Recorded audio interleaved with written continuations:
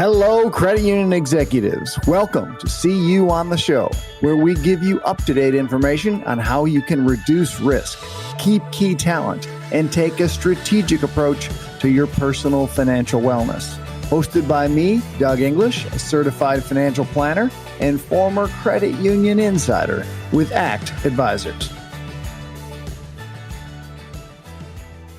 My guest today is Judy Tharp. Judy is a retired credit union CEO with more than 40 years of experience working with credit unions.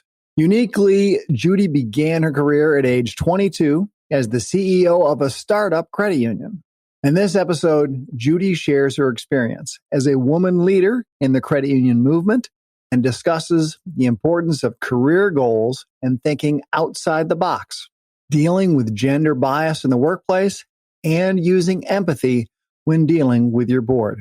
Hi, Judy. Hi, Doug. How are you? I'm doing great. I'm so glad you're here today. So we want to hear about how you got into the credit union movement and your emotional connection to credit unions and family history, and just kind of what got you started in the movement. And then tell us about your progression through your career. Okay. Thank you, Doug. So I guess one of the most unique factors about my career is that I became a CEO of a credit union in a startup situation when I was 22 years old. So that's pretty unique.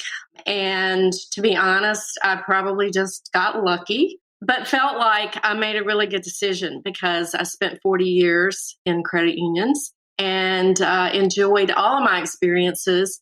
But I do feel like my childhood, where I grew up in a family business, was an important part of my success. My parents really taught me how to run a small business such that when I finished high school, I knew how to run a business. I knew how to keep books, to type, to keep inventory, to collect bills, and customer service. So that's kind of the environment I grew up in. We were open 6 days a week, from 7 in the morning till 8, 9, such at night. Wow. So we worked really hard, my brother and I, in the business. At the end of the day, we learned a lot. When I graduated high school, I wanted a business degree because I knew I had the experience in running a business, but I needed a solid education to go along with it. And I wanted to finish as quickly as I could so I could get married and marry the wonderful Wayne that I adored even then. So I went to UNC Wilmington and got my bachelor's degree in business administration with a concentration in management in 3 years. Soon. Yep. So got her done, got married, and got lucky with my first job, my first real job. I had a few jobs through the summers and that kind of thing. But I had a really good opportunity for starting a credit union, and I read about this through an ad in the newspaper. I didn't really know much about credit unions, really like nothing at all, but I learned quickly. So from the very inception, you were there for the very beginning, the initial board of directors, the founding of the first branch, like everything. Yes, the way it worked is the company. This was a DuPont credit union, and the company actually had formed the board. So at the point that I was hired, there was a board, but that was about it. So yeah, it was a startup. And when I started college, I thought I wanted to major in accounting for some reason, probably because I knew a lot about that. And it's exciting. No, it wasn't. That's why I changed my major. But I had a lot of strong accounting, which really helped when starting the credit union. So then I was there for 15 years. So I would say that I birthed it and I brought it to adolescence.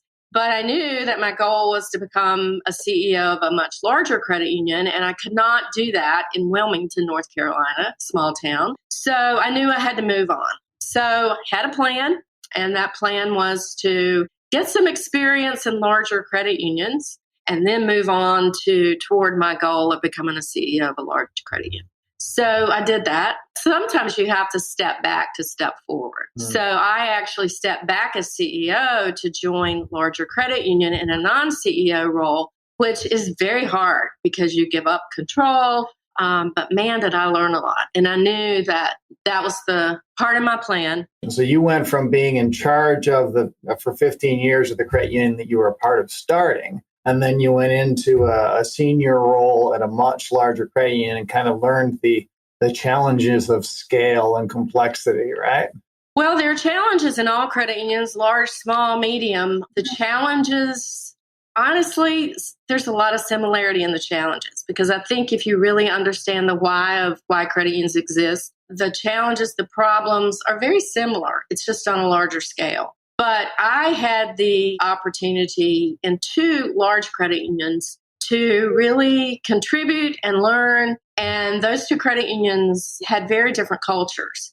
So I don't really feel that I could have had a better career path. And then after working 5-6 years in both of those, I moved on to the world's largest financial products and services company, CUNA Mutual Group, for credit unions. And that also was a wonderful experience. I entered the company at a time of extreme transition.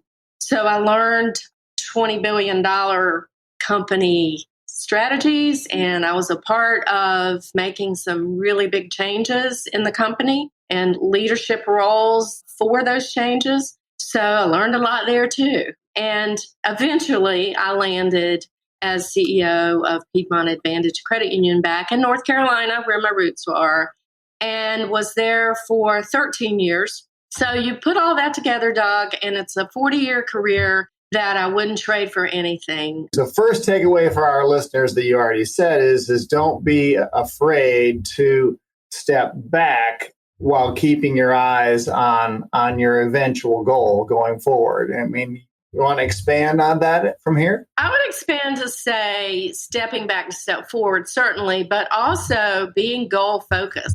My experience was that things don't just drop in your lap from a career perspective, or at least that was not my case. So I think if you don't have career goals, it's going to be very, very hard to get where you want to be. And particularly for women, because I think women have still family obligations that seem to be more heavy for females than males, which makes it a little more difficult to be goal focused. But all the more reason why you should, in order to get where you want to be. Do you think back to, going from, again, the lead role to number two for a while and then into the huge company of CUNA Mutual? So you really had a lot of different cultural experiences. And when you look back on those and think about, all right, you went through this step, and you ended up at the goal. You ended up as the CEO. When you reflect on that path, what would you say to people figuring out their path? You really went in a variety of different directions.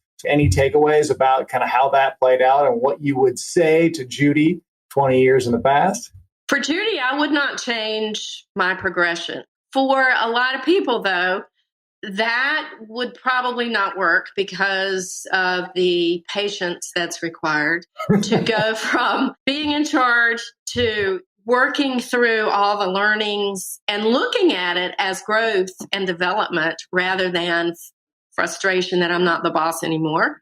That probably would not work for a lot of people. And the other thing is, I have, as you know, Doug, a huge, biggest fan in the world support mechanism, and that is my husband, Wayne. That's so important, especially with a woman, because like I say, there's usually additional family obligations. And Wayne has been not only willing to move with me as I moved around and progressed my career, but he's been my biggest fan toward helping, quite honestly, others to understand the situation. I mean, it's just kind of sad that a lot of couples and families struggle with the female being the breadwinner, being one who has to make the changes for the career. And Wayne certainly is the role model for how to do that and do that well. And so now, 40 years later, we're supposed to be enjoying retirement but we feel like we both have worked toward this goal, because it does take a support group, whether that's one husband or a whole family, to get you through the tough changes that you have to make along your career path. the spouse's career is pretty important too, right? That they can have maybe in the post-COVID world that we're living in now, it could be more possible for the spouse to physically move around but maintain the same job. I imagine for a lot of families, just where you have to be for some jobs just doesn't fit with the need to move around and around and around. And you hear people needing to do that to climb the corporate ladder. And that's effectively what you did, but just through a variety of different organizations. And I can see how that would be really hard for families. Yes. And obviously, with women traditionally having the dominant role in the home, that's probably a bigger challenge. So one of the takeaways I've already heard is that so for women, it's even more important to identify your goal and to not lose sight of that. So you make those decisions in light of that goal, right? Yes, I recently spoke to the Women's Global Leadership Group in North Carolina, and I'll never forget this. I was on a panel with some other female CEOs, and someone in the audience said to us that this was a young mother trying to progress her career in a very large credit union in North Carolina. And she said to me, I can't help but notice that 2 of the 3 CEOs on the panel do not have children. And it's interesting to me that as someone who does have a family, it seems a whole lot easier for you all to do what you did than for me to do what I'm trying to do. So do you have some advice for me? And it just, you can imagine that was kind of like a gut punch. Yeah. Because there's some truth to that. But here's the key, and here's the advice I gave her. I think that women particularly have to think out of the box on how to accomplish those goals. So like in my case, I could have said after staying at Cape Fear Employees Credit Union for 15 years and birthing that baby, I could have said, you know what, I'm stuck because I'm in a small town. I'll never be able to work for a large credit union because there aren't any here. And there's never going to be because we're a tourist economy. But I didn't take that attitude. I had to think out of the box to think, how can I get there? Number 1, I got to step back as a CEO. Number 2, I've got to move, and I've never lived anywhere else. Number 3, my husband's got to change his career. So I think women particularly have to get out of the box and think about, how do I solve that problem? So my advice to her was think, okay, I've got this childcare burden, but I have career goals. How do I mix the two? So I have friends who were female CEOs, and the way they got through that was with nannies. And so there are ways to work around the childcare situation, but it takes compromise from a spouse and I always called it taking a village, because you can't do it alone. And so there's a lot of personal dynamics within the family unit that have to be finessed to make that work. But there are ways around it. You just have to think differently than the way you think every day that I'm stuck. Right on. Well, and it's interesting. I've seen executives in other industries actually take not only just the spouse and have he or she be able to move around and be flexible, but I've seen them go a generation up. Yes. And take either his parents or her parents or their parents with them as they move to different locations in the country, and they provide some of that daycare. An unusual and maybe difficult situation but I've seen it in the small amount of folks that I know and connect with. So it's possible, and it's the definition of outside the box, right? Out of the box, yep. That touches directly on our focus for today, which is the challenges of leadership as a woman in the credit union movement. One of my earliest realizations of, honestly, it's kind of a man's world, and particularly back then. And so when I was interviewing for the opportunity to start this financial institution, the board had absolutely no knowledge of a financial institution and no knowledge of how to interview and the laws associated with such. So I was asked what my childbearing intentions were. Ooh. At the age of 22. Yeah, back in those days. And honestly, maybe even more so in the middle of my career, I would be asked by members. and community folks who would call to the credit union and ask for a problem to be escalated to the top. They would get me. And quite often, when I was unable to satisfy people, they would ask for the man in charge. And Doug, my approach with all of this bias in the workplace has been to be firm, but kind of an evolutionary approach rather than a revolutionary approach. So my response when I would hear that, again, another kind of zinger, but my response was always very firm, but not defensive. You're speaking to her.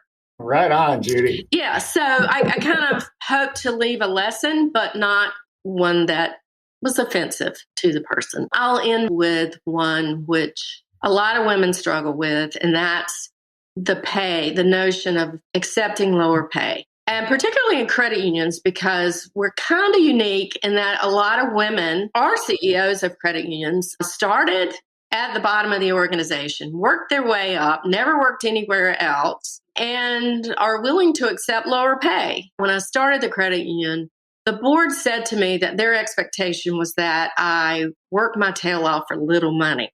And they were so right about that. But I accepted it, and that's exactly what happened. I kind of felt that a man probably wouldn't accept the low pay. I kind of saw it as a long-term opportunity that I thought would pay off, and it did. So one might argue that I was complicit in allowing this kind of thing to go on. But it's just another example of how women do have to kind of go that extra mile and be a little more assertive with pursuing the money, because it's so easy, particularly in credit unions, to just kind of grow up in the system and you end up with less pay than a male CEO because you've kind of just evolved. And so that is a challenge that I've seen along the way that I had to deal with. And I would encourage women to take that on, because there is bias and still is. This is not an old habit. It's still there. So that's the perfect transition into talking about how to bring up executive benefits with your board. So tell me about any stories to do with that experience. Yeah, so I have always tried to use empathy in my credit union work because our members are owners. So that calls for a unique perspective on walking in their shoes, because they are, in fact, the owners of our business. And so in thinking about the board and going into discussion on executive benefits, I try to walk in their shoes. And their shoes are that most board members do not have the type of experience that is usually associated with executive benefits. So I approached it as a learning opportunity for them, or a teaching opportunity for me, as well as me understanding where they're coming from, because oftentimes they don't have benefits of this type and never have. Mm-hmm. So them understanding is very important to supporting. And there are so many resources available to a credit union CEO to help educate the board on these types of things, as well as the talent marketplace. So the way I approached it was with data, sharing with them a lot of data on both of those things. And first off, I would say that related to the why of executive benefits, retention of senior staff is greatly enhanced with executive benefits. And certainly my experience in credit union land is that I've always been in cities and towns where there were lots of credit unions, lots of good credit unions. So employees had choices for where they would work. And at least in a couple of instances, our employees played, fruit basket turnover with credit unions because there were so many good options for moving around town. So you really need to be pretty on top of the environment around you in credit union executive world. So knowing that you can perhaps enhance employees or encourage employees to stay with you through having some retention around executive benefits is smart. is smart on the credit union's part. And I made the point that this is not really about me. It's about the company as it relates to retention. And the other thing is, at least in my case, our board knew that they were going to be looking outside for a replacement. And in that situation, if our credit union didn't have an executive benefits plan, we'd be at a huge disadvantage in the marketplace. So quite often, I've known credit unions where they wouldn't have a plan and they would make a promise, a commitment to a potential candidate that they would add these benefits once they come on board. And in today's world, that just doesn't fly because they're back to the stepping back to step forward. That's really hard to do in today's world. And there aren't a whole lot of people who are going to kind of live on that promise. So those are probably the two biggies that I felt like were important, educating the board and knowing the talent marketplace around you to be able to get the buy-in to move forward. Yep, absolutely. Think about what's going on in credit unions today and sort of where you see the industry going in the future. So I am still, even in my retirement, such a huge fan of what credit unions do for people. That's what kept me going for 40 years, and it still keeps me going today because that is the why of why credit unions operate. So back in my early years, I would lead my boards to believe, because I believed it, that yes, we are a financial institution, but first and foremost, we're in the people business. And so I believe today, Doug, that credit unions still are. And so some would call me old-fashioned, but I still believe that understanding the why of your business, whether you're a credit union or some other organization, is really important to getting the buy-in and the support of your members, of your community, of your board. So to me, that still applies. And I hope that as our credit union industry grows and continues to develop, that we will hang on to that, because I don't care how large you are. That's important, in my opinion. That's all the insider credit union knowledge we have for this episode. Can't wait for the next episode? We're always available through our website at act-advisors.com. That's act-advisors.com. See you next time and see you on the show. The opinions voiced in this material are for general information only and are not intended to provide specific advice or recommendations for any individual security. To determine which investments may be appropriate for you, consult your financial advisor prior to investing. Economic forecasts set forth may not develop as predicted. All performance referenced is historical and is no guarantee of future results. Indexes are unmanaged and cannot be invested into directly.